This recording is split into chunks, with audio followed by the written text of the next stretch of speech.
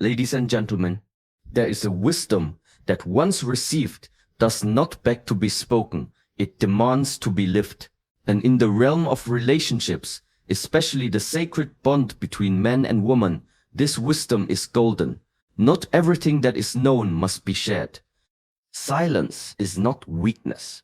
Silence is not ignorance. Silence, when rightly practiced, is wisdom clothed in humility, especially in the domain of relationships. Silence becomes not just a discipline, it becomes a sanctuary. In the early stages of connection, people often believe that expression is everything, that we must say all we feel, share all we know, and speak every passing thought. But wisdom tells us otherwise. There is a time for words, and there is a time when the most powerful thing you can do is say nothing at all. The book of Ecclesiastes says plainly, "To everything there is a season, a time to keep silence, and a time to speak." In relationships, this balance is often forgotten. We become so desperate to be heard, so eager to defend ourselves or prove our value, that we speak without waiting, react without reflecting, and express without understanding. And in doing so, we often cause more harm than good. Silence in its purest form is not the absence of words, it is the presence of self-control. It is a conscious choice to hold space for clarity to arise. When emotions run high, silence becomes the buffer between thought and action. It gives time for anger to settle, for assumptions to dissolve, and for compassion to re-enter the room. Without silence, we become slaves to our impulses. But with silence we master the art of listening, not only to others, but to ourselves and to God. In the scriptures, we read that even Jesus, when accused, sometimes said nothing. Not because he lacked truth, but because truth without the right spirit can become noise. This is the difference between knowledge and wisdom. Knowledge tells you what to say. Wisdom teaches you when to say it, and even if you should say it at all. In relationships, there are moments when your partner may not need your opinion, your advice, or your correction.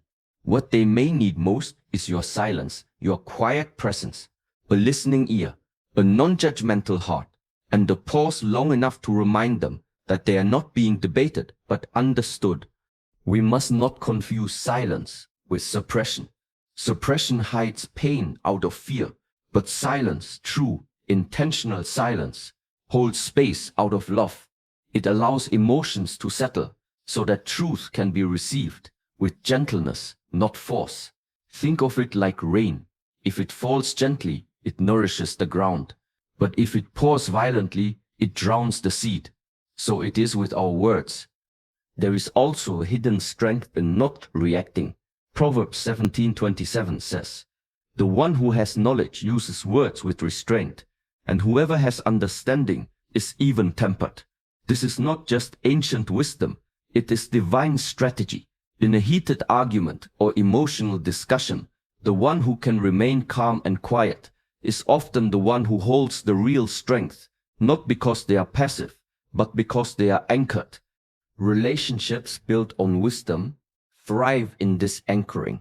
When silence is used not as a weapon, but as a shield for peace, love has a chance to breathe. In that space of stillness, pride fades and empathy emerges.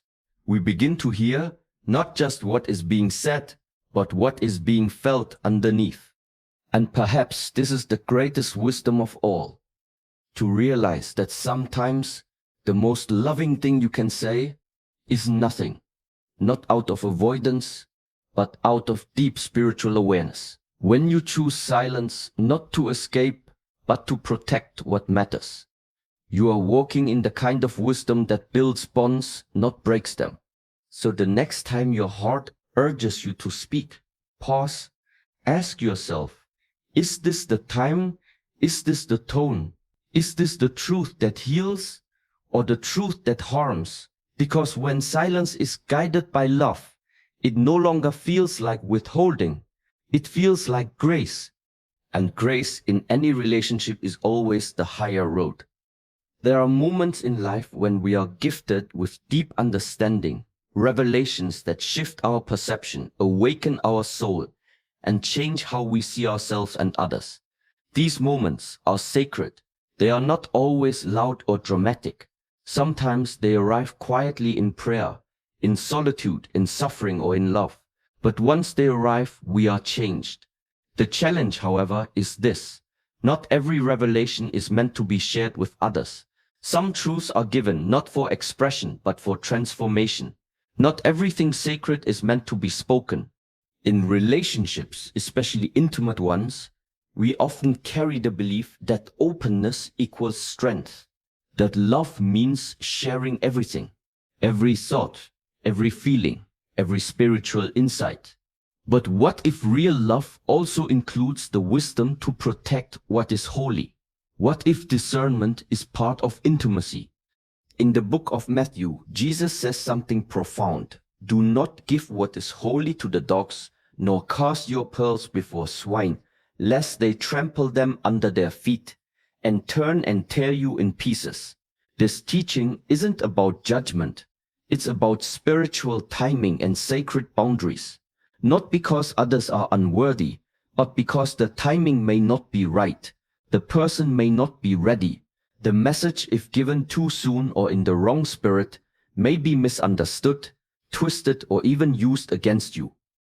Some people will not understand the sacred truths you've been shown, not because they are unwise, but because they are not meant to carry what you were asked to carry. Your personal growth, your spiritual insight, or your emotional awareness is often something meant to be lived first, not explained. It is meant to bear fruit in your character, in your presence, in your patience.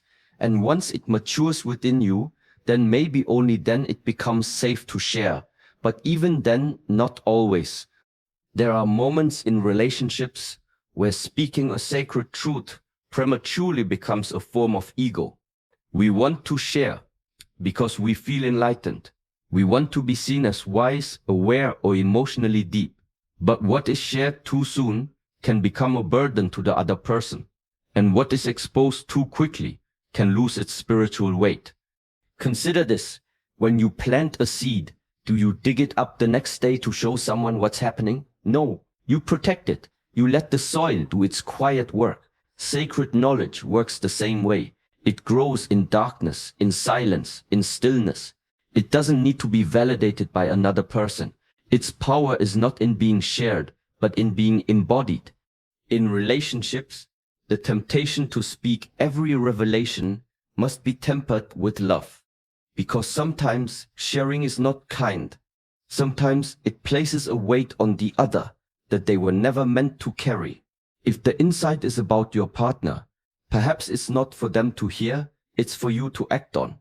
If it's about yourself, maybe it's not for confession, it's for your quiet refinement. There is a kind of peace that comes from holding sacred space within your soul, a place where God speaks to you and you alone. When you honor that space, your presence begins to change. Your partner feels the difference. You speak less but say more. You explain less but communicate deeper. And that shift begins to bless the relationship, not through revelation but through transformation. So guard the sacred, not out of fear but out of reverence. Not because others are unworthy, but because some truths are not ready to be shared. They are still unfolding, still working through you. And when the time is right, if it ever is, you will know. Until then, let your silence carry the weight of what is holy. Let your life speak what your mouth is still learning to hold. There is a voice within each of us that rises quickly. It wants to be heard. It wants to be right. It wants to prove.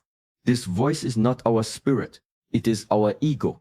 In relationships, the ego often shows itself through hurried words, defensiveness, and a deep desire to be understood before we have even tried to understand. It is the part of us that rushes to speak, but rarely waits to listen. The ego cannot bear silence. Silence feels like defeat to the ego. It fears being ignored, being misunderstood, being unseen. And so it pushes us to interrupt, to explain, to argue, to prove a point. But wisdom works differently. Wisdom waits. Wisdom watches. Wisdom listens before it speaks. In the book of James, Scripture teaches us, let every person be quick to hear, slow to speak, slow to anger. This is not just advice. It is a spiritual discipline.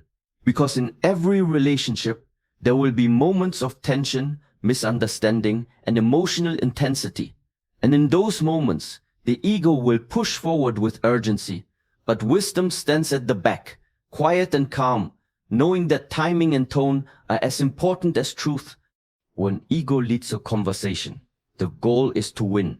But when wisdom leads, the goal is to understand. The ego speaks to impress. Wisdom speaks to heal. The ego tries to dominate the space. Wisdom allows space for others to feel safe, even in disagreement. And this distinction is what defines the health of our most intimate relationships.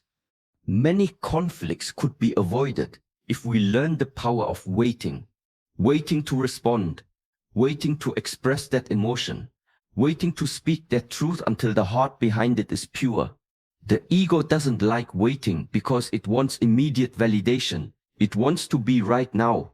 But wisdom understands that not everything needs to be said in the moment, and not every moment is sacred enough for words. Think of Jesus again, who remained silent in the face of false accusations.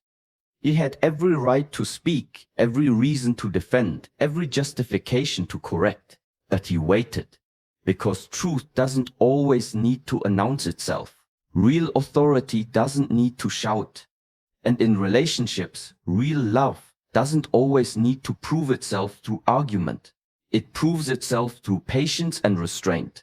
Sometimes in love, silence isn't weakness. It's trust. It's saying, I don't need to fight to be understood right now. I trust the deeper bond between us. But when ego runs the conversation, silence feels like abandonment or loss of control. And so we blurt out our fears, our assumptions, our wounds, not because we're ready to heal them, but because the ego wants to release pressure. It's like breaking open a door rather than gently unlocking it. Wisdom unlocks. Ego breaks in. When you learn to wait before speaking, your words carry more weight. They come not from a place of anxiety, but from clarity. Not from emotion, but from compassion. And the person on the other side of the conversation, your partner, your spouse, your loved one, feels the difference. They can feel when words are spoken with awareness rather than urgency. So in your relationships, become a guardian of your words.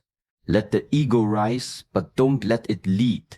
Let it shout inside your mind if it must, but don't obey its need to speak too soon.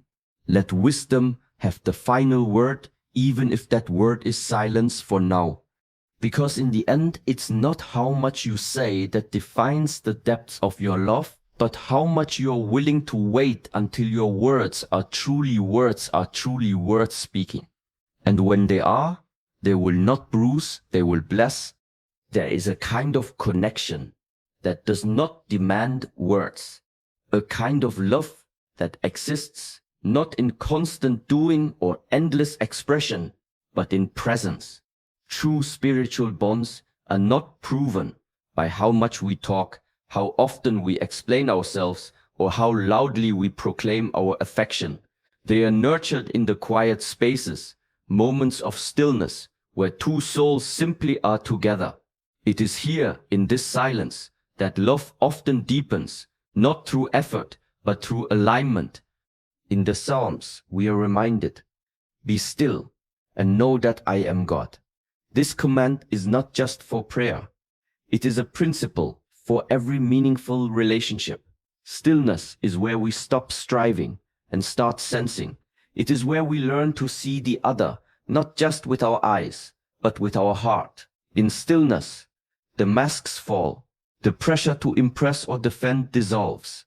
What remains is truth, and only spiritual connections can survive in that kind of truth. When two people are spiritually bonded, they don't need constant validation. They don't need to fill every silence with explanation. They are at peace in each other's presence, because their connection is not based solely on emotion or performance. It is rooted in something higher. It is anchored in purpose, trust, and divine alignment. Stillness reveals what conversation can hide. A person may speak well, explain thoroughly, and convince logically, but their energy in stillness tells the real story. You can't fake peace, you can't perform presence, and you can't build a spiritual bond on noise. The strongest relationships are those that can sit in silence without discomfort. Not because nothing is wrong, but because nothing needs to be fixed. We've been taught that communication is key, and it is. But communication isn't always about talking. It's about communion, and communion often begins in stillness. Think of two people sitting under the same sky, no words spoken, but everything understood. That is the language of the soul, and only those who are spiritually attuned can speak it. In our relationships, we must learn to honor the quiet. Not every moment needs to be filled. Not every thought needs to be shared. In fact, over-talking often disrupts what stillness is trying to build. There's a reason why the most sacred places in Scripture were often quiet places. The garden, the wilderness, the upper room. God often met his people in silence, because silence prepares the heart to hear what noise drowns out. If you want your relationship to rise above the surface level, cultivate stillness. Sit together without agenda. Pray in silence. Listen without preparing a reply. Observe what isn't being said. Feel the energy between you. In doing this, you will see your connection deepen, not because of effort, but because the spirit has room to move. Stillness teaches you to pay attention to what matters. It trains your heart to sense emotional shifts, to catch silent cries, to recognize the small movements that say more than big speeches. It tunes you into the divine rhythm of another person's soul. Many people lose love, not because they fail to speak, but because they fail to be present. And presence, true presence, is felt most in stillness. When you put down your defenses, quiet your mind, and simply sit in full awareness of the other person's being, something sacred takes place. So remember, spiritual bonds do not thrive on noise. They do not grow in haste. They are not built in anxiety. They are watered in stillness, strengthened in silence, and sealed in mutual presence. If you can learn to embrace the quiet with someone, you have found something rare, a love that goes beyond words and enters the realm of spirit. And in that place there is no striving, only being, only peace, only truth. In a world where everyone seems to be performing, proving, and posting, peace has become one of the rarest treasures a person can carry. And in the sacred space of relationships, this peace becomes even more valuable because it's constantly being tested. The pressure to be understood, the need to be right, the desire to be accepted can make even the strongest hearts restless. But one truth remains: your peace is too expensive to trade for someone else's temporary approval. Scripture reminds us in Philippians 4:7, "And the peace of God, which surpasses all understanding, will guard your hearts and your minds in Christ Jesus." This peace is not man-made. It is not dependent on another person's reaction. It is not something you earn. It is something you protect.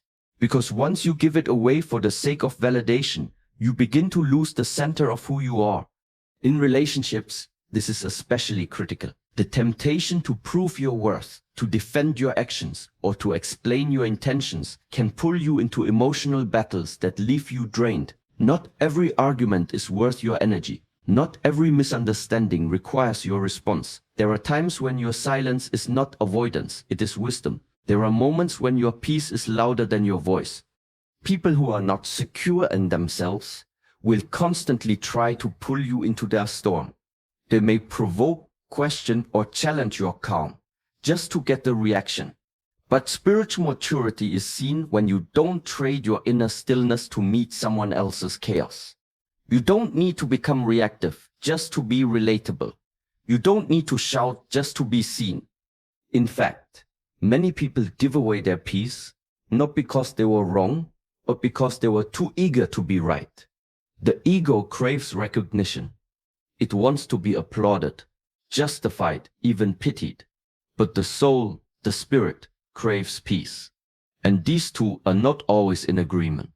If your relationship demands that you constantly explain yourself, constantly prove your love, constantly perform to earn affection, then it's no longer rooted in peace but in performance. And performance-based relationships always drain the soul. You were not created to live on edge, wondering if you're enough, waiting for someone to finally get you. That is bondage, not love. Real connection doesn't ask you to abandon your peace for proximity. Healthy love respects your boundaries. It doesn't provoke anxiety. It cultivates rest. And when both people in a relationship carry this kind of peace, something beautiful happens. The relationship becomes a place of restoration, not reaction. It becomes a garden, not a battlefield. You are allowed to protect your peace, even from people you love. You are allowed to choose quiet over conflict, clarity over confusion, peace over performance. And if someone misreads your silence as arrogance, your calm as indifference, or your boundaries as rejection, remember this: you're not here to be understood by everyone. You're here to be aligned with truth, and truth always brings peace, not chaos. There is nothing wrong with wanting to be heard, but when the cost of being heard is your emotional stability, it is no longer worth it. Some people may never validate your story, your truth, or your growth, and that's okay. You don't need their approval to walk in your calling. You don't need their applause to be at peace with yourself. So hold your peace like a sacred inheritance. Guard it with maturity. Don't let it be pulled out of you every time someone else is loud or demanding. You've come too far to give up your calm just to win an argument or convince someone of your worth. True peace doesn't shout, it doesn't chase, it doesn't beg. It simply stays grounded, clear. There will come a time in your journey when you carry something deep inside, an awareness, a healing, a truth that took years to uncover. This truth may have come from heartbreak, silence, discipline, or divine revelation. It sits in your spirit, not lightly but with weight. It is not opinion, it is experience, not information but transformation. And though it may feel natural to want to share it, to offer it to those closest to you, you must first pause and ask, are they ready for it? The truth you've worked so hard to discover is not meant for every ear. Not because you are better, but because truth has weight, and not everyone has the hands or the heart to hold it without dropping it, misusing it, or throwing it back at you. Jesus himself said, I still have many things to say to you, but you cannot bear them now. Even he, the source of all truth, understood that timing is part of wisdom. Truth is not only what you say, it's when and to whom you say it. In relationships, especially intimate ones, this principle is vital. The people closest to you often think they know you.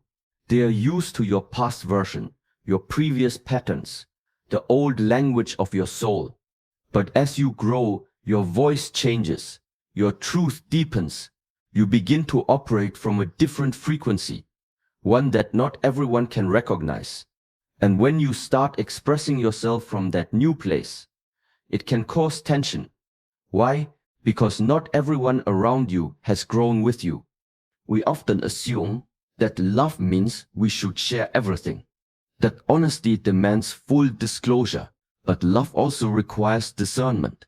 Just as you wouldn't hand a child a sharp blade, you shouldn't hand someone your deepest truth if they are emotionally unprepared to carry it with care. It's not about secrecy, it's about stewardship. Some truths are sacred, and they are not meant to be exposed to spiritual immaturity. When you reveal something raw, something that has been refined by fire, and it is met with defensiveness, disbelief, or dismissal, it wounds the heart in a way few things can. It teaches you that not every relationship is a safe space. And this is not to create distance, but to create wisdom. You begin to see that part of love is recognizing what someone can and cannot handle yet. And that's not judgment, it's protection. Your truth is like a precious gem. It doesn't belong in every conversation. It doesn't deserve to be reduced to debate. It's meant to be given carefully, as one would offer sacred bread, not thrown like stones. Some will hear your truth and feel threatened. Others will feel exposed. A few may walk away, not because of the truth itself, but because they realize they haven't yet faced their own. And that is not your burden to carry.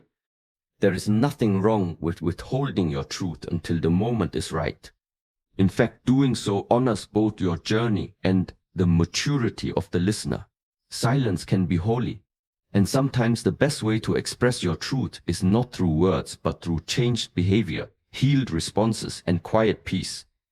If someone truly loves you, they will meet your truth with humility, even if they don't fully understand it. They will honor it, not interrogate it. But if they cannot, it's not your task to force revelation upon them. Let your life speak. Let your consistency become the message. Let your growth be your gospel. Not everyone is ready for the weight of what you've seen, what you've survived, what you've learned. And that's okay. Carry it with grace. Wait for the prepared. And until then, protect what is precious. Because your truth, when guarded with wisdom, will find its way to those who are ready, not just to hear it, but to receive it. In a world where noise is constant and validation is addicting, the true path to wisdom is not found in speaking louder, but in becoming still.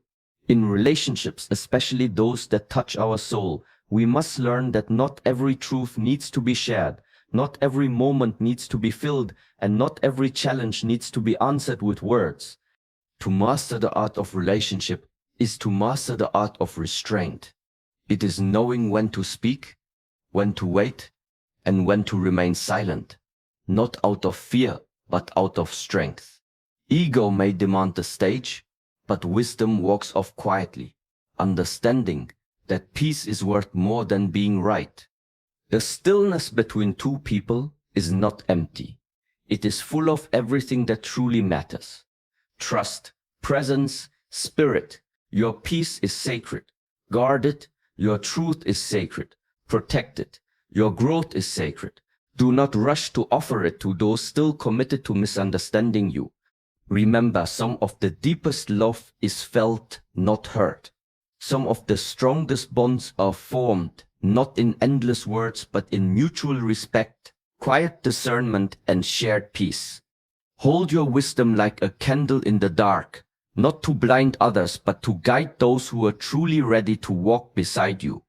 And when you carry yourself with that kind of awareness, when your heart no longer chases noise but honors silence, you don't just grow in love, you become love.